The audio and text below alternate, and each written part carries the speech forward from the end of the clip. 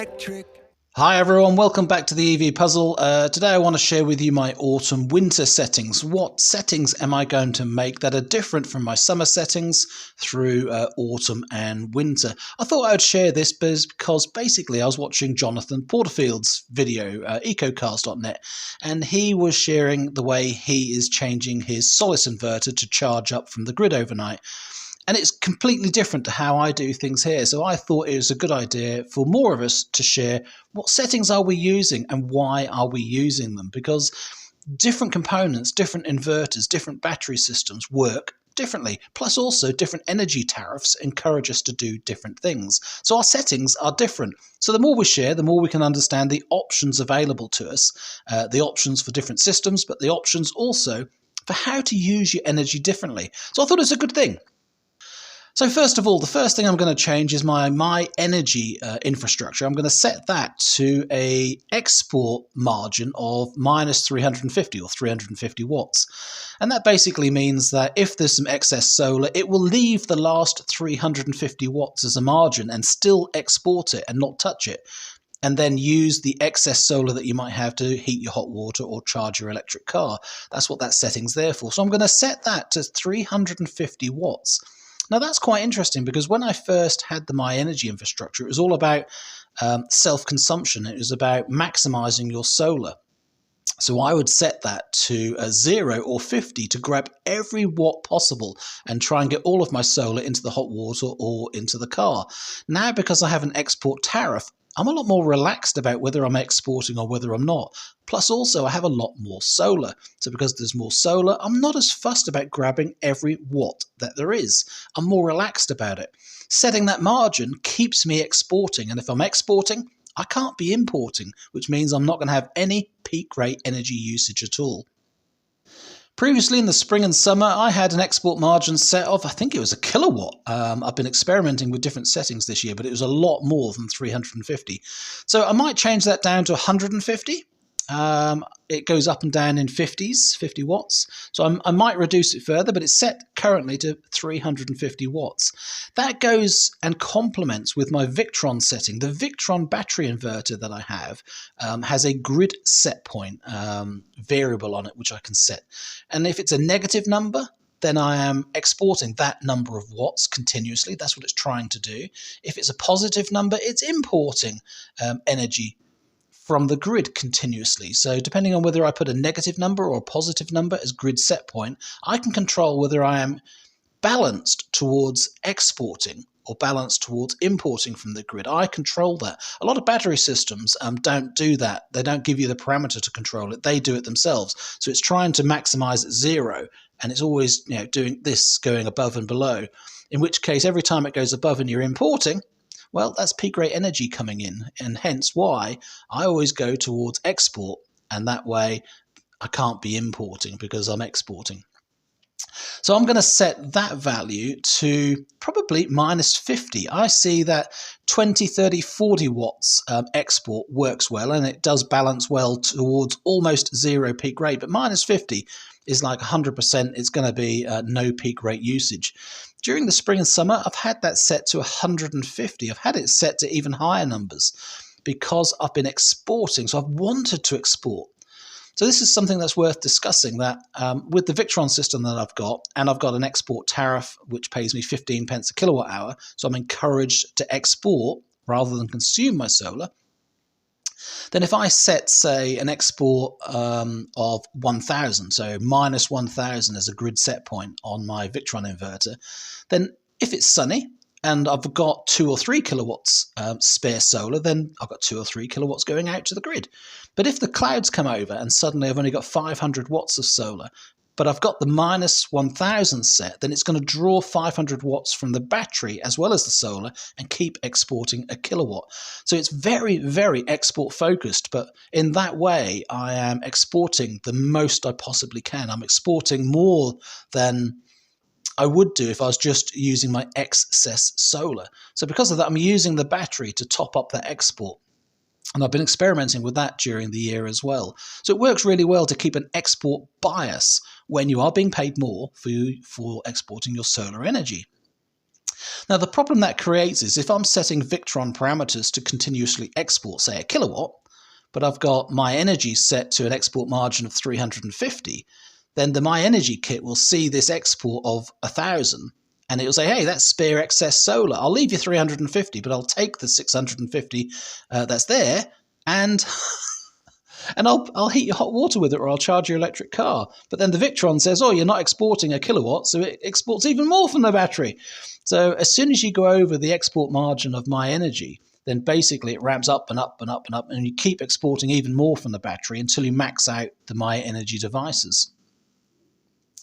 So I have to be wary of the combination of those two set points and whether I'm exporting to the grid, and the impact of having the Victron inverter set higher than what the export margin is of the Myenergi devices. One of the ways that I compensate for that is I turn the Myenergi devices off. So even if the parameters are there so that it will cause more export and it will cause the Myenergi devices to pick up that excess solar, which isn't really excess solar, it's coming out of the batteries, then I've got the Home Assistant automations that turn the Eddi and the Zappi off, so it can't do that. So I'm setting a lower export amount for the autumn-winter period to try and maximize a little bit more solar. And this is partly not because it's the optimum configuration for me because I'm exporting, but it's because now autumn and winter's arrived, it feels like I should be self-consuming more. It feels like there's less energy, so I've got to conserve more energy.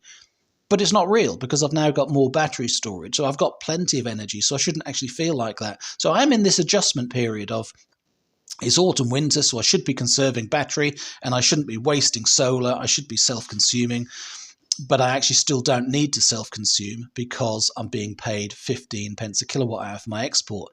But this is an interesting discussion because you need to get into your head that export tariffs and energy tariffs are changing, and they're going to keep changing over time. So the life of your solar and battery system needs to cater for what might happen with energy systems. Look at Australia. They actually have to pay the energy companies if they export. So the grid is so full of energy because they've got so much sunshine and so much solar. There's too much energy. So they actually have to pay the energy companies for the solar that they export. So basically they're into self-consumption and they don't export. It's all managed. They ramp their solar down. So that's something that I think about with my system, that I need it to be as flexible as possible to be able to export as much as I can or to self-consume as much as I can. I need that flexibility to cater for whatever might come in the future with energy tariffs. So what else have I been setting and changing? Device limits, yes. I've changed my Myenergi device limits for the Eddi and the Zappi. Now, I believe in a strategy of low device power levels. So whatever I can get, an oven, a fridge, a television, whatever I can get, the lower the power, the better. The lower the base load, the better. Because sometimes you can be encouraged with lots of solar and lots of battery to use lots of energy and have lots of power and therefore lots of high power devices.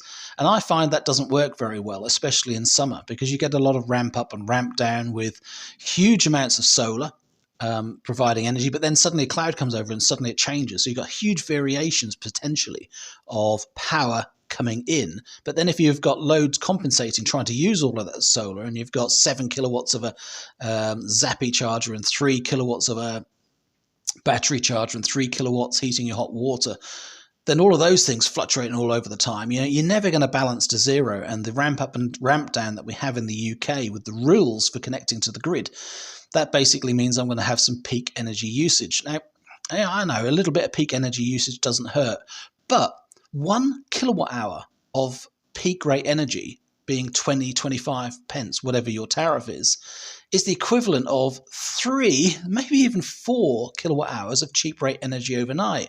Well, that's as much as I heat my hot water. So I look at it as though if I'm going to be free with my energy during the day, not worry about that 1 kilowatt hour or more of ramp up and ramp down of peak rate energy that comes in, then that's the equivalent of 3 or 4 kilowatt hours of heating. So why don't I just heat my hot water overnight on cheap rate energy and then not have that load that's complicating things and causing ramp up and ramp down? So I get into this argument with myself that a small amount of peak rate energy is actually bad because you're better off using cheap rate energy overnight. So to compensate for that, I use low loads. I keep my devices very, very low power. So right now I've turned my Eddi down to 9 amps. So that's 9 times 240, that's 2.2, 2.3 kilowatts of hot water power instead of 3.2, I think is the max for it. So that way, if the Myenergi Eddi device comes on and heats my hot water, it's only using 2.2 kilowatts, which is well within the spec of my battery. And if it's well within my spec of my battery, I can turn on other things in the kitchen as well at the same time as that hot water being heated, and the battery will cater for it, even if there's no solar. So that's why I've changed the device limit down so that I'm well within my battery capabilities, which is 4.6, 4.8 kilowatts of power that can come out of the battery, plus any solar that's there already, which will typically cover the base load even on a dark, dull day. So I can have a couple of devices on as well as heating the hot water. So it's adding that flexibility. The same for the Zappi. I've turned that down to, what have I turned it down to? Is it 11 or 12 amps? Something like that. So it's around the 3 kilowatt power. So it's more than the hot water, but it's still well within my battery spec. Now I shouldn't be charging my electric car during the day anyway, because I'm using Octopus Intelligent Go and it charges overnight on cheap rate energy. But occasionally you might need to use the car and you didn't charge it, and therefore you want to dump excess energy out of your battery into the car. So I want a charge rate that doesn't pull any energy from the grid. That's well within the capabilities of charging the car plus the house base load. So I've changed the device limit down on the Zappi as well. So yes, heating my hot water, charging my electric car now takes longer because it's a lower charge rate. So Myenergi, I've got the export margin to 350 watts. The Victron grid set point I've got to minus 50. My device limits for Eddi and Zappi I've reduced down. The charge rate on my Victron battery as well, it charges at 3.6 kilowatts as a maximum, which is 70 amps. So I've changed that right down. Now I do vary that quite a lot. I've got buttons on my Home Assistant system where I can change the amount of charging rate that the Victron accepts. But basically during the summer I've been setting it to 1 amp, like 50 watts, so it's the minimum. So basically turning charging off. I'm not charging the battery at all from solar energy. Now the reason for that, again, because I don't want to self-consume solar, because I'm being paid to export it. So I'm exporting as much of my solar as possible and not charging the home storage battery from solar. So even during the summer I've been charging it from the grid up to 90%. And now I've got a lot more battery. Pretty much it stays around the 90%, whether I am charging from the grid or not. So occasionally I'm putting that ampage up on charging the home storage battery up to say 3, 4, 5 amps, so 150 watts, 350 watts. And then over the day, that is still finishing off the battery. It's still topping it up from the 90%. It's still topping it up to 100%. So I can trickle charge my home storage battery with a very low amp rating. So overnight, I can do the same. If I've got plenty of hours to charge the battery because I don't need to use all of the hours, then I can set a 1 kilowatt, a 2 kilowatt charge rate for my Victron battery. Now in the winter though, I'm using more of the battery.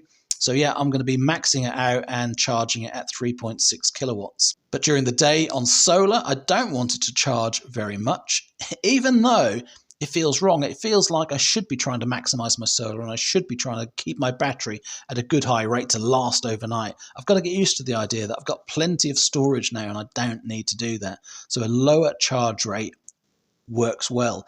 So the whole strategy is, with the solar that can ramp up and ramp down and the battery that can ramp up and ramp down, keeping device limits low means that I'm not going to have that ramp up and ramp down as much. So keeping the strategy of not being totally free with my energy, but still being controlled in how I use it will help with that peak rate usage, and I won't be going over my device limits. So this strategy that I'm doing works really, really well with the export tariff. So if I didn't have that export tariff paying me 15 pence a kilowatt hour and I wanted to self-consume, then I'd start to be in problems, wouldn't I? Because my strategy is to avoid peak rate usage, it's to avoid ramp up and ramp down, it's to keep device limits low, stop using your devices, don't charge your hot water, don't charge your car, don't charge your battery. Well, in a self-consumption environment where I want to use my solar energy, I need to increase those device limits to charge more. So the more I charge, the more potential for ramp up and ramp down I'm going to get. But the less I charge those devices and consume that solar energy, the less consumption I'm going to have, and the more I'm going to export and waste if I'm not getting paid for export. So it's a challenging situation, and that's why I'm preferring the export tariff where I'm paid well for it. It's very, very relaxed about how to use your energy. But I'm definitely keeping in mind about my strategy and how to adjust these device limits to be able to self-consume more. Because I think that's going to come around again. I think export prices are going to reduce. I don't think we're going to be paid very well for export. So self-consumption is going to become important again.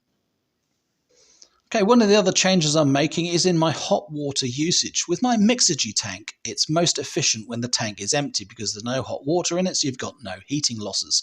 So the less you can keep in it, the less heat losses you have, and then you're just anticipating the amount of hot water you need. So first thing in the morning, at 4 o'clock in the morning, I'm heating, 1 kilowatt hour, half a kilowatt hour of hot water. It's a tiny amount, but it's enough to have a shower in the morning. It's enough to do the washing up in the morning. It's enough. But then if the hot water temperature goes down, I can't remember what my automation was set to, 46 or 47 degrees. So if the hot water temperature drops, so I've not only got a low amount of hot water, I've got low temperature hot water, then I top it up with solar. But because it's so efficient that I don't need much, I only need to top it up to, say, 52 degrees again, and I only need 5 or 10% of hot water. So the solar consumption is very, very low, but it keeps my hot water perfectly around the 50-degree temperature throughout the entire day. So this is more about, not about saving kilowatt hours, it's about having the perfect temperature hot water all the time. I boost it in the morning, I have enough hot water for my morning needs, and then if we start to run low, then solar tops it up. Now, without solar in the autumn and winter, then obviously what do I need to do? I've either got two choices, haven't I? I can either import more from the grid and heat more of my hot water, anticipating my whole day needs, which is the old way of doing it. You heat your hot water tank overnight, and then you consume it all during the day, and then you heat it again overnight, and you consume it all during the day. So I can go back to that strategy again and heat more from the grid, which I am doing. But I'm also playing with the idea that I can, because I've got a bigger battery storage now, I can basically force some export from the battery, and then the Myenergi devices will pick that up, as I've said, and it will start heating the hot water with that excess solar that it thinks it can see, which is actually battery export from me. Now, I can control that with Home Assistant as well, so I can force the Victron battery to export some energy, and then the Myenergi device will pick it up. And I can do that when I notice that the Myenergi tank temperatures come down low, which I'm already doing. So automation-wise, I can either do it from the battery or I can do it from the grid. So which is the best? Which is the right one to go for? Not 100% sure, so I'm going to do a little bit of both, I think. I'm going to heat more from the grid, so I've got a bigger capacity of hot water to start with. Because it's winter, I'm going to need more hot water, I think. And then I'll still be able to top it up during the day if the temperature goes below the point where I'd normally top it up from solar. So if it's not able to top up from solar and the temperature has dropped a little bit more, then I'll boost it basically by forcing some solar to be magically produced by exporting from the battery. The last one to mention is the battery charging. I'm not really going to change that. During the summer, the Victron battery has been charging to 90% from the grid. So if it's below 90%, it'll top it up to 90%, then stop, and then leave that 10% headroom to top up from solar on a trickle charge. That's how I've been doing it before. So I'm going to leave it exactly the same. I don't need to go to 100%. Perhaps during December, the worst of the winter, when I might be using even more of my battery capacity, then maybe I'll go all the way to 100%. And change that setting. But at the moment, I'm going to leave it alone. I'm going to continue to charge from the grid to 90% every night. Now, that's set in VRM on an app, unlike Jonathan Porterfield having to go to his actual inverter and change the inverter specifications. I can do it on an app and just set the various schedules and enable them or disable them. So there you go, that's my autumn-winter settings. We've got Myenergi export margin, we've got the Victron grid set point, managing the balance of the battery, and we've got the Eddi and Zappi device limits. I've got the change in how I'm heating my hot water and how much I'm heating overnight, And the overnight charging from the Victron battery, that's staying the same. So that's what I'm doing with autumn and winter. The one thing I haven't really mentioned is during the summer, I was experimenting and playing with exporting a lot of energy from the battery. So because I'm on a good export tariff, it makes sense for me financially to dump the energy out of the battery between 4 o'clock at peak times and then all the way through to midnight. So continually dump out energy and export as much of the battery as I can, then recharge it back up again from cheap rate energy at 7 pence a kilowatt hour. So I'm being paid 15 pence to export it and I'm charging it back up for 7 pence. I'm making a profit of 7 pence for every kilowatt hour I export. So some people are actually dumping out all of the battery. They're maximizing the profit. I haven't been doing that. I've been playing with it and trying the various things out to understand how they work and what the different values are. But for me, I'm in credit. I'm already having a net credit for the year of energy. So I'm not paying for any of my energy to run my house or the electric cars we've got. It's all going to be for free with a net credit with so much export. So why do I need even more? Why do I need to maximize that? I would rather keep the devices less used and last longer. So for me, it just seems I want to be relaxed. I don't want to be pressured to maximize things. As always, thank you so much for watching. Hope you enjoyed this video. Please let me know in the comments what you do with your system for autumn and winter. How does it differ from what I've got? And is that based on you having different equipment or different energy tariffs or just different preferences about how to use your energy? Really am curious about what everyone's doing with their systems out there. So let me know in the comments. Take care. See you again soon for more energy related videos. End of month. So end of month September video coming up soon. Bye for now.